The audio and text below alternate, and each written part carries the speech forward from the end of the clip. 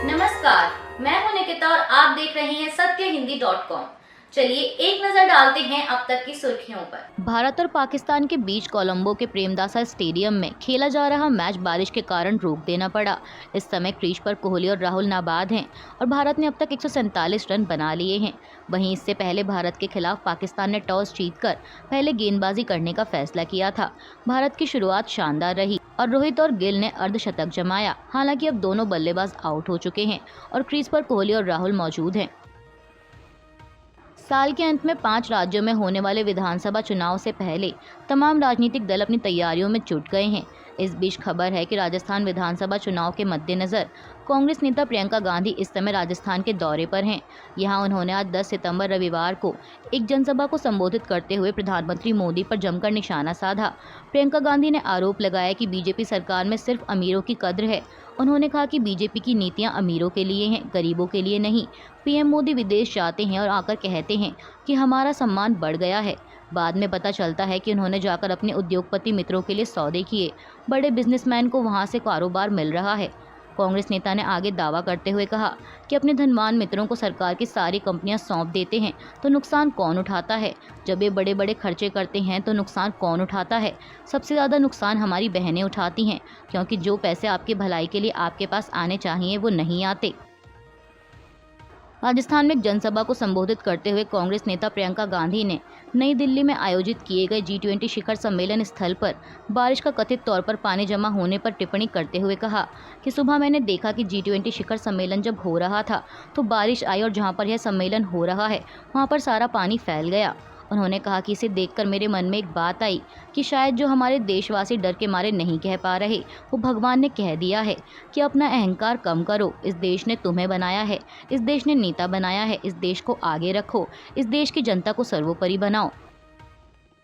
कांग्रेस नेता राहुल गांधी इस समय एक हफ्ते की यूरोप यात्रा पर हैं। इस दौरान वह फ्रांस पहुंचे और वहां उन्होंने इंडिया और भारत के नाम पर चल रहे विवाद और हिंदुत्व जैसे मुद्दों पर बात की। राहुल गांधी ने कहा कि हमारे संविधान में इंडिया को दैट इज भारत राज्यों के एक संघ के रूप में परिभाषित किया गया है। भारत इन राज्यों से मिलकर इंडिया या भारत बना है। सबसे अहम बात यह है कि इन राज्यों में शामिल सभी लोगों की आवाज़ सुनी जाती है और किसी भी आवाज़ को कुचला या डराया नहीं जाता। कांग्रेस नेता ने आगे कहा कि मैंने गीता पढ़ी है, उपनिषद पढ़ा है और कई अन्य हिंदू किताबें भी पढ़ी हैं, लेकिन बीजेपी जो करती है उसमें कुछ भी हिंदूवादी नहीं है। इंडिया यानी भारत राज्यों का एक संघ है। जो लोग किसी चीज़ का नाम बदलना चाहते हैं वे मूल रूप से इतिहास को नकारने की कोशिश कर रहे हैं। वहीं इससे पहले कांग्रेस सांसद ने केंद्र सरकार पर G20 शिखर सम्मेलन के दौरान लोगों को छुपाने का आरोप लगाया। उन्होंने सोशल मीडिया प्लेटफॉर्म X पर लिखा कि भारत सरकार हमारे लोगों और जानवरों को छिपा रही है। हमारे मेहमानों के सामने भारत की सच्चाई छिपाने की कोई ज़रूरत नहीं है। G20 शिखर सम्मेलन के इतर भारत और फ्रांस के बीच हुई द्विपक्षीय वार्ता के बाद फ्रांस के राष्ट्रपति इमैनुअल मैक्रोन ने हिंदुस्तान और पीएम मोदी की तारीफ की। मैक्रोन ने कहा कि G20 ने देशों की संप्रभुता, क्षेत्रीय अखंडता के सिद्धांतों को बरकरार रखने की बात की। हम अंतर्राष्ट्रीय संस्थानों में गहन सुधार का समर्थन करते हैं ताकि वे दुनिया की मौजूदा वास्तविकता को प्रतिबिंबित कर सकें। मैक्रोन ने बताया कि फ्रांस भारत के साथ रक्षा सहयोग को और विकसित करेगा। मौजूदा विभाजित माहौल को ध्यान में रखते हुए हिंदुस्तान ने G20 अध्यक्ष के रूप में बेहतर प्रदर्शन किया है। उन्होंने इसके अलावा सोशल मीडिया प्लेटफॉर्म X पर पीएम मोदी के साथ फोटो शेयर करते हुए वसुधैव कुटुंबकम लिखा। इमैनुअल मैक्रोन ने न्यूज़ एजेंसी PTI से बात करते हुए कहा कि यहाँ बिताए अद्भुत समय के लिए पीएम मोदी और भारतीय लोगों का आभार। मैं पीएम मोदी और लोगों को बहुत बहुत धन्यवाद करता हूँ। उन्होंने आगे कहा कि G20 शिखर सम्मेलन ने एकता का संदेश दिया। भारत में आयोजित किए गए G20 शिखर सम्मेलन का आज दूसरा और आखिरी दिन था। इस दौरान प्रधानमंत्री मोदी ने स्वस्ति अस्तु विश्व शांति के लिए प्रार्थना के साथ इसका समापन किया और ब्राज़ील के राष्ट्रपति लुइस इनासियो लुला डी सिल्वा को अगले साल की G20 समिट के लिए अध्यक्षता सौंपी। पीएम मोदी ने शिखर सम्मेलन के समापन के दौरान कहा कि मैं G20 शिखर सम्मेलन की समाप्ति की घोषणा करता हूं। आशा है कि एक पृथ्वी, एक परिवार और एक भविष्य का रोडमैप आनंदमय होगा। 140 करोड़ भारतीयों की इसी मंगल कामना के साथ आप सभी को बहुत बहुत धन्यवाद। ब्राज़ील के राष्ट्रपति लुइस इनासियो को मैं हार्दिक शुभकामना देता हूँ और उन्हें G20 की अध्यक्षता सौंपता हूँ। इसके साथ ही पीएम मोदी ने सोशल मीडिया प्लेटफॉर्म X पर लिखा कि भारत ने ब्राज़ील को अध्यक्षता सौंप दी है।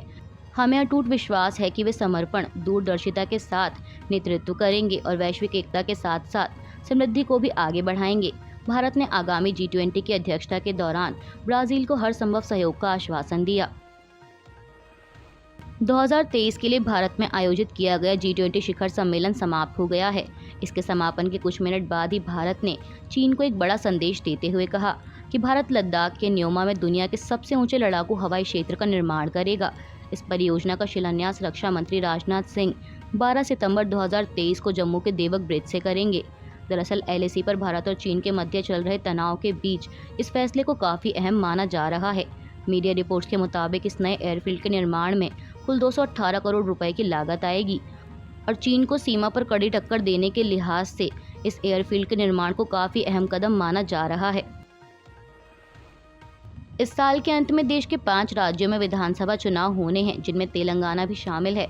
अब ऐसे में तमाम राजनीतिक दल अपनी रणनीति तैयार करने में जुटे हुए हैं। इस बीच खबर है कि कांग्रेस तेलंगाना में विधानसभा चुनाव से पहले 5 गारंटी की घोषणा करेगी। कांग्रेस के तेलंगाना इकाई के अध्यक्ष ए रेवंत रेड्डी द्वारा दी गई जानकारी के अनुसार कांग्रेस की वरिष्ठ नेता सोनिया गांधी 17 सितंबर को तेलंगाना में एक रैली को संबोधित करेंगी और इसी दौरान वह 5 चुनावी गारंटी की घोषणा करेंगी। वहीं तेलंगाना की सत्तारूढ़ पार्टी BRS ने कुल 119 विधानसभा सीटों में से 115 पर अपने उम्मीदवारों की घोषणा कर दी है। साथ ही बता दें कि 17 सितंबर को राज्य में कई कार्यक्रम देखने को मिल सकते हैं, क्योंकि उसी दिन 1948 में निजाम शासन के तहत हैदराबाद की पूर्ववर्ती रियासत का भारत संघ में विलय किया गया था। ऐसे में तमाम राजनीतिक दलों की अलग अलग कार्यक्रम करने की योजना है। अभी के लिए बस इतना ही। बाकी की खबरों के लिए जुड़े रहिए सत्यहिंदी.com के साथ।